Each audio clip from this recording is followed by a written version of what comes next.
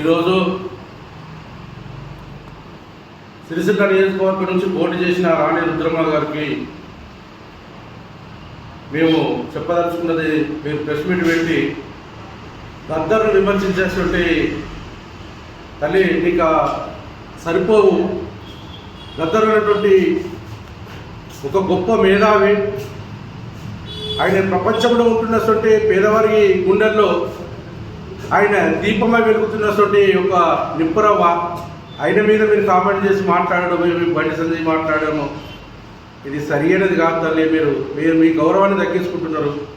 మేము ఒకటే చెప్తుంటున్నాము, ఇలా గద్దర్కోని ఏదైతే నీ పద్మశ్రీ అవార్డు అనేటువంటిది ఆయన గౌరవకు సంబంధించింది కాదు, సరిపోదు కూడా. మీరు అనుకుంటున్నటువంటిది మీ యొక్క ఇస్తుంది. ఇలా నువ్వు మాట్లాడేటువంటి సాయ అమ్మ, నువ్వు ఎక్కడ చెప్పు. గద్దర్ అంటే చెరసబడ్డ చెల్లెళ్ళ కోసము కొమ్ము నడుము చుట్టూ చెల్లెమ్మ అని పాట పాడిండు. నిండు అమాసనాడు ఆడబిడ్డ పుట్టినట్టు పాట పాడిన తల్లి ఒక విప్లవ కవి. ఆయనే ప్రజల కోసం ఒక సాహిత్యము, కానీ విప్లవాన్ని పట్టుకొని తుపాకు పట్టుకొని కాల్చిందని మీ మినిస్టర్ మాట్లాడడము, దాన్ని నువ్వు సమర్థించడము, నువ్వు ప్రెస్ మీట్ పెట్టేటువంటి పరిస్థితి వచ్చిందా తల్లి? ఇలా నీకు చెప్తున్నా, మణిపూర్లో మహిళలను ప్రపంచ దేశాలు సిగ్గువంతులకు బట్టలు ఇప్పించి నింపినప్పుడు నువ్వు ఎక్కడ పోయినావమ్మా? మహిళలను బట్టలు ఇచ్చినప్పుడు నీ గొంతు ఎడవైందమ్మా? మహిళల సమస్యలు తెచ్చినప్పుడు ఎక్కడ పోయిందమ్మా? ఇదే నీ మోడీ ఇలా ఆయన చనిపోయినప్పుడు వచ్చి సంతాపం, అది కూడా తప్పేనమ్మా. ఆయన వచ్చి సంతాపన పడిపోయిండు. గద్దరు పేదవారి గుండెల్లో పోరాటం చేసినాడు, ఆయననే అంగీకరించిండు. ఇలా మీరు మాట్లాడుతుండేందమ్మా? ఇది మంచిది కాదు. మీకుంటున్న పరిస్థితిలో ఇలా మేము ఒకటే అనుకుంటున్నాము, ఈ గొప్పదనం కాదు. మహిళల విషయంలో ప్రతి చిన్న విషయంలో గద్దర్ అటువంటి వ్యక్తి ప్రతి విషయంలో అటాక్ జరిగినా కానీ కూడా ఏ పార్టీ, ఏ రాజకీయం, కులము, మతము లేనటువంటి వ్యక్తి గద్దర్. ఆ గద్దర్ అనేటువంటి వ్యక్తి ఎవరికి అన్యాయం జరిగినా ప్రజల పక్షాన్ని కొట్లాడేటువంటి వ్యక్తిని నిన్న ఈమని అడిగిందా, వాళ్ళ కుటుంబం అడిగిందా, దళిత సంఘాన్ని అడిగిందా? ఏదో ముఖ్యమంత్రి, రాష్ట్ర ముఖ్యమంత్రి ఆయన చేసినది తెలంగాణ పొడుస్తున్న పొద్దు అంటుంటే ఒక పాట మీదనే తెలంగాణ ఉంటున్న 4 కోట్ల ప్రజల గుండెల్లో ఎగిరి దుంకినే అమ్మా. ఆ తెలంగాణ పాట పాడటానికి ఆర్టికల్ 3ని బలపరిచిందమ్మా. ఇలా నువ్వు కూడా మాట్లాడేసి ఒక పరిచయం చేసిన తప్పులు పట్టుకొని. కాబట్టి మేము ఒకటే చెప్తుంటున్నాం, రేపు 31 తర్వాత ఆదిత్య మాట వెనుక తీసుకపోతే మీ బండి సంజయ్ గారు మీరు అన్న అనే పదానికి, నువ్వు అక్క అనే పదానికి మాత్రం దూరం అవుతారు. ఇది మాత్రం మీరు గుర్తు చేసుకోండి. ప్రజలలో ఎట్లా తిరుగుతావో చెప్తుంటున్నాము. ఇక్కడ నువ్వు ఏం చేసినామా? నీకు పోటీ ఇచ్చిందమ్మా, టికెట్ ఇచ్చింది బీజేపీ. ఇలా బీసీలు కష్టపడి బీజేపీ పార్టీలో ఎందరో బీసీలు ఉంటే నీ ఆలకీయకుండా వచ్చి నువ్వెట్లా చేసినావమ్మా చెప్పండి? ఇక్కడ బీసీ మహిళలు లేరా?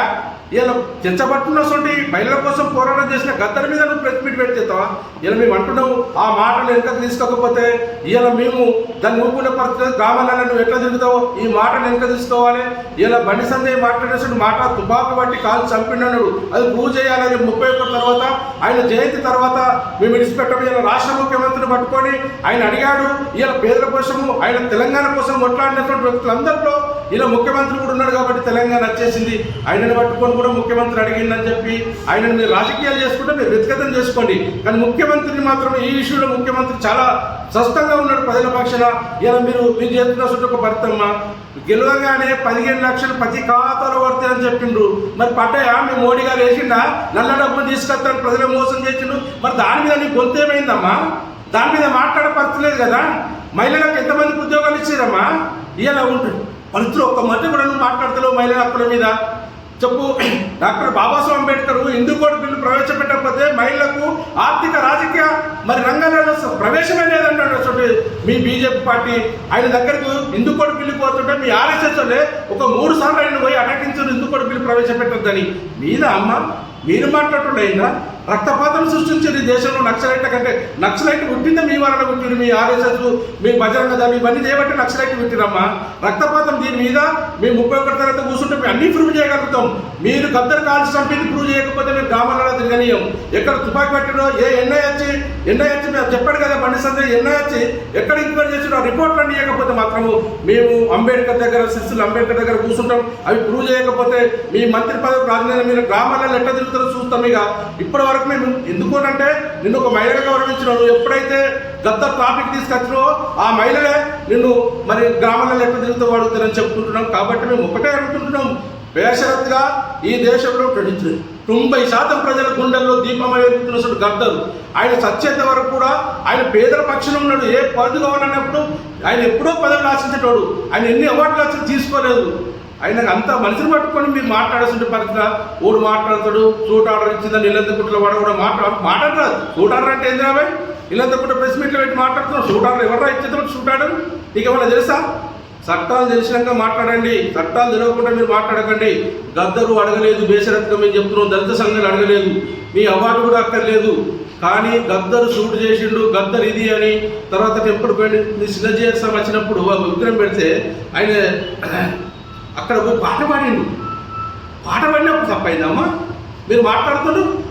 కాబట్టి మీరు మీ గౌరవంతో తగ్గించుకోవద్దని వెంటనే బేసరత్గా చెప్తున్నాం. అది క్షమాపణ చెప్పకపోతే మీరు మీ గ్రామాలలో ఎట్లా తిరుగుతావు చూద్దాం. మేము మినిస్టర్ను నేను అనుకుంటున్నాను, ఇట్లాంటి ఎందరో వేరు, ఇట్లాంటి ఇట్లా ఎందరో వేరు. ఇలా మహిళల మీద నువ్వు మాట్లాడతాలి. మహిళలు ఎన్నో హత్యలు జరుగుతుంటున్నాయి. ఇలా వాళ్ళు చెరసపడే చెల్లెళ్ళ కోసం గద్దరన్న చేసిన త్యాగం ఎంతో ఉంది. ప్రతి గుడిసె రకమైంది ఆయన పాట, ప్రతి గుడిసె గుండెల్లో ఉన్నది పాట. ఆయన దీపం వెళ్తుంది. మీదెక్కడమ్మా? ఆయన లేకపోతే నీ సంజయ్ కూడా టికెట్ రాకపోవు. ఈ జిల్లాలో నక్సలైట్ ఉద్యమం ఉంది, బీసీ మూవ్మెంట్ వచ్చింది కదా, మీరు సంజయ్ని గుర్తు చేసిర్రు. లేకపోతే నీకెక్కడదమ్మా ఈ స్థాయి?